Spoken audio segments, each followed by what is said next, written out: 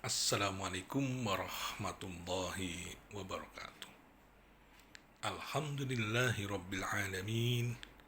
Ashhadu an la ilaha illallah wa ashhadu anna muhammadar rasulullah.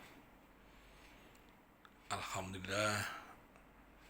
Bagaimana anak-anakku sekalian kabarnya? Semoga kita tetap sehat dan tetap semangat untuk belajar.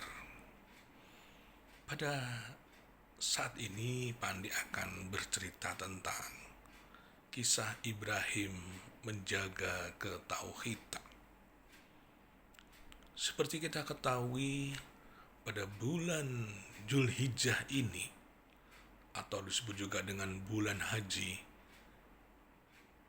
di mana ada tokoh yang begitu penuh keteladanan, menjadi penerang kehidupan menuju kebenaran. Pada kisah Ibrahim tertuang banyak di dalam Al-Quran. Setidaknya ada 9 surat di dalam Al-Quran menyebutkan kisah keteladan perjuangan Nabi Ibrahim alaihi salam. Nama yang begitu harum sehingga Allah mengabadikan kisah Ibrahim di dalam 9 surat Al-Quran. Itu yang pertama terdapat dalam surat Al-Baqarah, Al-An'am, At-Taubah, surat Ibrahim, surat Maryam, surat Al-Anbiya, surat Asy-Syura, surat As-Saffat, dan surat Az-Zukhruf.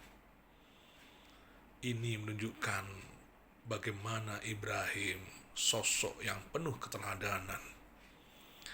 Dia juga disebut sebagai bapaknya para nabi karena keturunan Nabi Ibrahim, anak-anaknya Nabi Ibrahim dan cucunya diangkat oleh Allah sebagai nabi untuk berdakwah kepada umatnya. Nabi Ibrahim juga dijuluki sebagai bapak ketauhidan karena Ibrahim begitu luar biasa menjaga ketauhidan hanya untuk menyembah kepada Allah, bukan menyembah pada berhala, bukan menyembah matahari, bulan, dan bintang yang semuanya itu adalah ciptaan Allah. Sembahlah Allah sebagai Tuhan yang Maha Kuasa, Maha Pencipta. Anak sekalian, di dalam surat Al-An'am ayat 76 hingga 79 mengisahkan bagaimana Ibrahim berhadapan dengan masyarakat umatnya. Anak sekalian, sewaktu Ibrahim masih kecil, dia anak yang cerdas, suka belajar, melihat fenomena malam, fenomena kejadian alam, bagaimana tanda-tanda kekuasaan Allah terbentang. Ibrahim sangat kagum atas ciptaan ini. Di dalam surat Al-An'am ayat 76 disebutkan, ketika malam yang gelap, muncullah bintang terang. Ada yang menafsirkan ini adalah planet-planet yang muncul di tengah malam dengan sorotan yang tajam. Ibrahim mengatakan kepada umatnya, apakah ini Tuhan kita? Ternyata awan pun datang menutupi keindahan bintang. Kemana Tuhan kita? Kata Ibrahim. Tuhan sudah tertutup oleh awan. Apakah ini Tuhan kita? Umatnya tidak mau mengikuti Ibrahim. Dia tetap meyakini Tuhannya di antaranya adalah berupa bintang. Meskipun bintang sudah tertutup awan. Pada hari berikutnya muncullah bulan yang terang. Bulan yang begitu indah. Masyarakat berbondong-bondong menyembah bulan. Ibrahim mengatakan, "Hai umatku, sembahlah Allah. Apakah ini Tuhan kita?" Ternyata bulan pun terbenam. Bulan yang terang akhirnya menjadi redup, tidak kelihatan. Kemana Tuhan kita? Tuhan harus berkuasa, tidak hilang seperti ini, katanya Ibrahim. Namun lagi-lagi umatnya tidak mau mengikuti Ibrahim, justru mengejek, menghina, memusuhi Ibrahim. Dan saat pada pagi hari muncullah matahari. Di dalam surat Al-An'am ayat 78 itu menyebutkan matahari dengan gagahnya yang begitu besar, terang menyinari pagi hari, menghangatkan diri. Mereka berbondong-bondong menyembah matahari. Ibrahim menyatakan, ini bukan Tuhan kita. Dan saat sore matahari terbenam sehingga matahari pun tidak kelihatan. Tapi umatnya masih mempercayai akan kekuasaan Tuhan yang berupa matahari.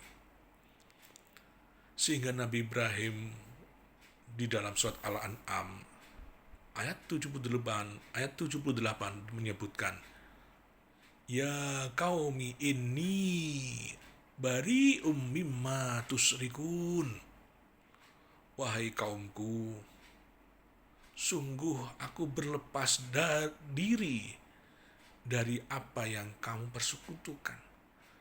Nabi Ibrahim sudah tidak mau mengikuti mereka, berlepas diri dari apa yang mereka persekutukan. Dan tidaklah mungkin Allah yang Maha Kuasa dipersekutukan, disamakan dengan ciptaannya. Allah menciptakan batu, kayu, gunung, bulan, bintang, matahari. Itu adalah ciptaan Allah. Dan tidaklah mungkin Allah disamakan dengan ciptaannya. Maka tetaplah menjaga ketauhidan. Sehingga pada surat Al-An'am ayat 79 Allah menyatakan, "Inni wajjahtu wajhiya lilladzi fataras samawati wal arda hanifan wa ma ana minal musyrikin." Dan aku hadapkan wajahku kepada Allah yang menciptakan langit dan bumi dengan penuh kepasrahan mengikuti agama yang benar. Dan aku bukanlah termasuk orang-orang yang musyrik. Anak sekalian, Nabi Ibrahim benar-benar menjaga ketauhidannya. Nabi Ibrahim tetap menjaga kemurnian akidahnya. Allah lah yang Maha Kuasa. Allah lah yang menciptakan alam semesta ini. Allah lah yang mengatur kehidupan ini. Allah lah yang menyelamatkan kita. Bukan benda-benda ciptaan Allah yang berupa patung, kayu, batu, atau bulan, bintang, dan matahari.